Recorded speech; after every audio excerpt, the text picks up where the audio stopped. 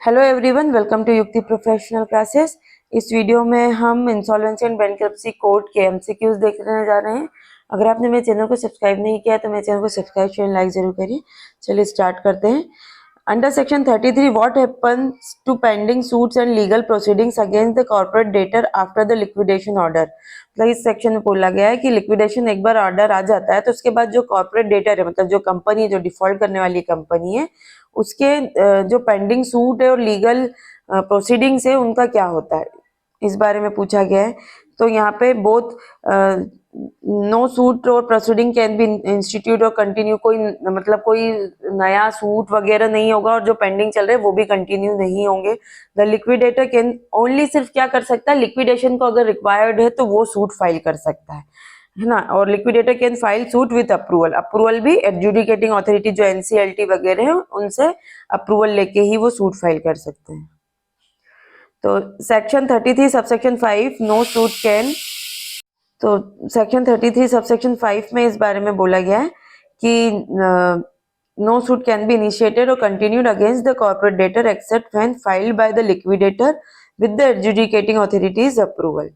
Who can apply for liquidation if a corporate debtor contravenes an approval resolution plan under section 33? ठीक है, तो जो corporate debtor है वो जो अप्रूव किया गया रिजोल्यूशन प्लान है उस प्लान का अगर वायलेशन कर रहा है, उल्लंघन कर रहा है, उसको फॉलो नहीं कर रहा है, तो फिर यहाँ पे लिक्विडेशन के लिए कौन अप्लाई कर सकता है? तो कोई भी person prejudicially affected by the contravention, मतलब ऐसे उल्लंघन के, मतलब ऐसे उल्लंघन के कारण जो भी व्यक्ति अफेक्ट हो रहा है वो पर्सन यहाँ पे अप्लाई कर सकता है। तो anyone whose interest are harm due to the violation of the resolution plan can apply for liquidation. तो सेक्शन 33 में बोला गया, सेक्शन 33 सबसेक्शन 3 में। नेक्स्ट है what happened to employees of the corporate debtors once a liquidation order is passed under section 33। अब क्या हुआ कि लिक्विडेशन ऑर्डर पास हो गया, तब उसके जो एम्प्लॉयज थे उस कंपनी के, उनका क्या होगा? तो वो ऑटोमेटिकली क्या होगा, उनके जॉब से हाथ धो, मतलब लॉस हो जाएगा, उनको छोड़ देंगे, लूज देयर जॉब्स, और they are retain if the liquidator continues the business. अब अगर लिक्विडेटर क्या कर रहा है, बिजनेस कंटिन्यू कर रहा है, जो लिक्विडेटर है उसके हाथ में सारा काम होगा, मैनेजमेंट वगैरह, तो वो अगर बिजनेस कंटिन्यू कर रहा है तो उनको रखा रहेगा, और अगर नहीं कर रहा है तो वो automatically lose their job, job को उनको छोड़ना पड़ेगा। तो liquidation order is deemed to be a discharge notice for employees, मतलब ये जो ऑर्डर है लिक्विडेशन का ये डीम्ड है, मतलब माना ही गया है कि डिस्चार्ज नोटिस है सभी एम्प्लॉय के लिए, unless the liquidator continues the operation, जब तक वो ऑपरेशन कंटिन्यू नहीं करता है। When can the adjudicating authority replace the resolution professional as liquidator under section 34? तो जो एडजुडिकेटिंग अथॉरिटी है वो रिजोल्यूशन प्रोफेशनल को लिक्विडेटर के रूप में कैसे मतलब बदलेगा, कैसे परिवर्तित कर देगा, है ना। तो सेक्शन 34 में पूछा है, तो कब होगा? If the resolution plan was rejected under section 30 subsection 2, अगर रिजोल्यूशन प्लान कैंसिल हो गया तो फिर लिक्विडेशन का ऑर्डर आ जाएगा, लिक्विडेशन का ऑर्डर आ जाएगा तो यहाँ हाँ जो एडजुडिकेटिंग अथॉरिटी है वो प्रोफेशनल जो है रिजोल्यूशन प्रोफेशनल उसको ही लिक्विडेटर अपॉइंट कर दिया। If the insolvency bankruptcy board of India recommends replacement, अगर उन ये आईबीबी जो बोर्ड है उसने ही रिकमेंड कर दिया है। If the resolution professional does not provide return consent, और जो रिजोल्यूशन प्रोफेशनल जिसको अपॉइंट किया अगर वो अपनी कंसेंट नहीं देता, रिटर्न कंसेंट, है ना, तो वो लिक्विडेटर के रूप में सब बदल जाएगा। The educating authority can replace the resolution professional for these reasons, तो इस रीजन से वो बदल सकते हैं। नेक्स्ट है what happens to the powers of the board of directors after liquidation is appointed under section 34। अब लिक्विडेटर को अपॉइंट कर दिया है तो बोर्ड ऑफ डायरेक्टर की पावर क्या रहेगी? तो वहां पे वो रहेगा कि their powers transfer to the liquidator, तो लिक्विडेटर के पास सारी पावर चली जाएगी। Section 34 subsection 2 once liquidator appointed, एक बार वो लिक्विडेटर अपॉइंट होगा तो सारी पावर जो डायरेक्टर की है, केएमपी की और पार्टनर्स है, वो सब खत्म हो जाएगी, cease and vest in the liquidator, liquidator के पास चले जाएगी। नेक्स्ट है what percentage of voting by CoC is required to decide the liquidator during the CIRP. तो इस प्रोसेस को अप्रूव करने के लिए या लिक्विडेशन को मतलब जो सीओसी है, क्रेडिटर कमिटी ऑफ क्रेडिटर्स, तो उनको 66% चाहिए होता है किसी भी रिजोल्यूशन या कहीं पे भी वोट कर रहे हैं वो पास करने के लिए, तो ये ध्यान रखिएगा। तो the liquidation can be initiated if the COC decide with at least 66% voting shares. तो ये जो प्रोसेस तभी होगी जब 66% से इन्होंने अप्रूव कर दिया है। Who decide the liquidators fees and how it is paid under section 34, तो ये बोर्ड है, इंसॉल्वेंसी बैंक्रप्सी बोर्ड, ये डिसाइड करती है लिक्विडेटर की फीस और कैसे पे करना है ये डिसाइड करेगी। What is the maximum time for completing the corporate insolvency resolution, जो ये पूरी प्रोसेस है उसका जो CIRP प्रोसेस है उसको पूरा करने के लिए कितने दिन है, तो सेक्शन 12 में बताया गया था 180 डेज, जिसको हम 90 दिन और एडिशनल टाइम दे सकते हैं, लेकिन टोटल लिटिगेशन और सारी प्रोसेस को करते हुए 33 डेज में ये पूरी प्रोसेस खत्म होनी चाहिए। ये हमने पूरा देखा था, ये ध्यान रखिएगा। Which of the following powers does the liquidator have, इसमें से क्या क्या पावर है लिक्विडेटर के पास, तो verifying claims of creditors, protecting the assets of the corporate debtors और continuing the business of the corporate debtors, तो ये सब काम लिक्विडेटर कर सकता है। सेक्शन 35 के subsection 1A, B, A, D, E के में ये बोला गया कि लिक्विडेटर सारे जो क्लेम है क्रेडिटर्स के उनको वेरीफाई कर सकता है, असेट्स के प्रोटेक्शन कर सकता है, और जो भी बेनिफिशियरी वो ऑपरेशन है वो कॉर्पोरेट जो डेटर है उसके लिए वो सब काम कर सकता है।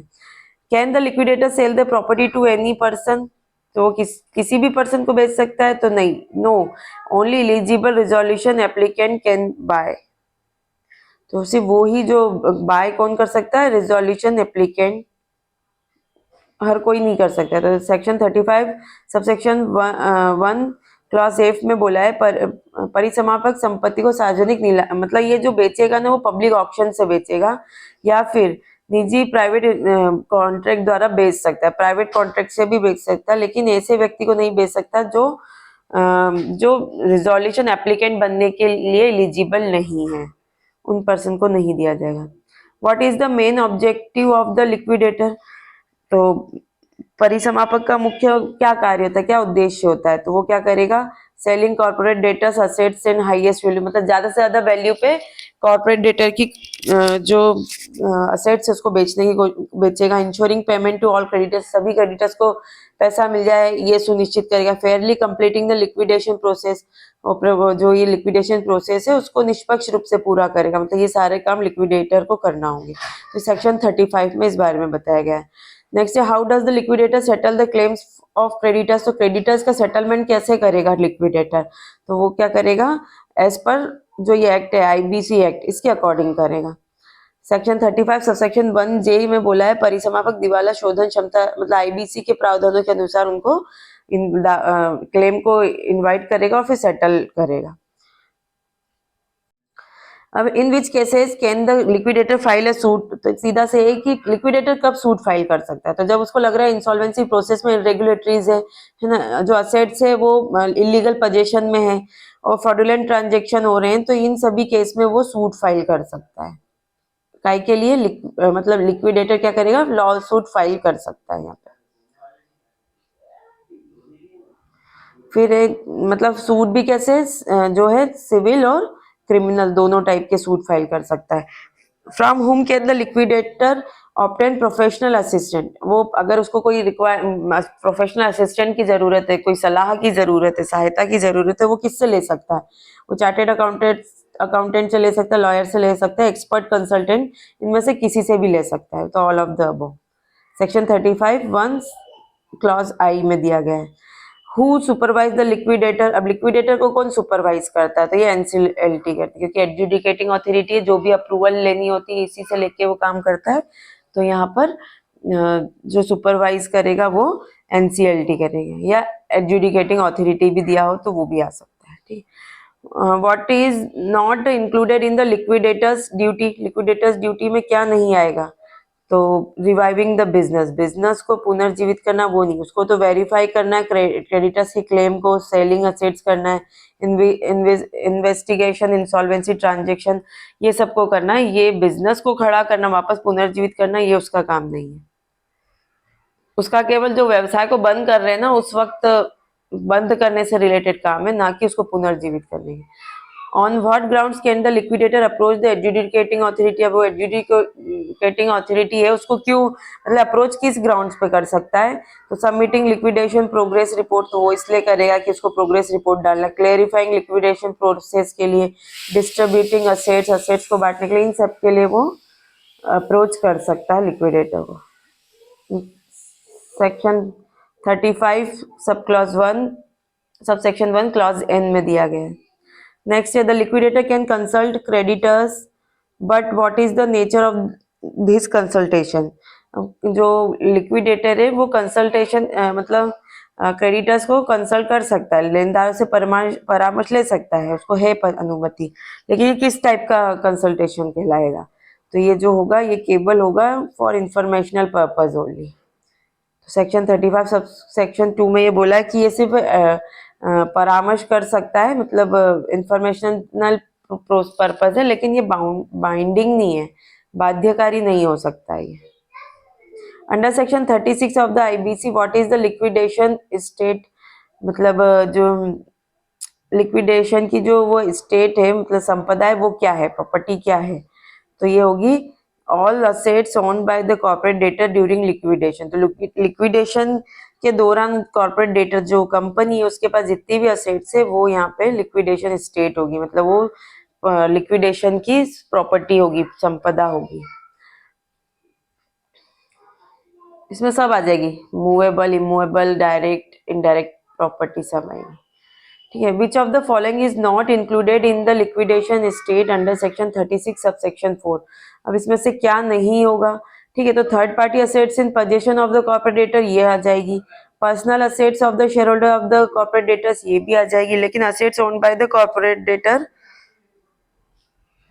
सॉरी मतलब कॉर्पोरेट जो personal assets of share holder of the corporate debtors ये आ जाएगी, जो कॉर्पोरेट डेटर के पास है वो भी आ जाएगी, असेट्स रिकवर्ड फ्रॉम लिक्विडेशन के दौरान जो रिकवर की ये सब आ जाएगी। लेकिन जो अगर थर्ड पार्टी की कोई प्रॉपर्टी अगर कॉर्पोरेट डेटर के पास है, मतलब जो किसी थर्ड पार्टी की प्रॉपर्टी थी लेकिन है किसके पोजीशन में, वो है कॉर्पोरेट डेटर, तो इसको शामिल नहीं जाएगा। मतलब सिर्फ और सिर्फ जो कॉर्पोरेट डेटर की पोजीशन में है उसी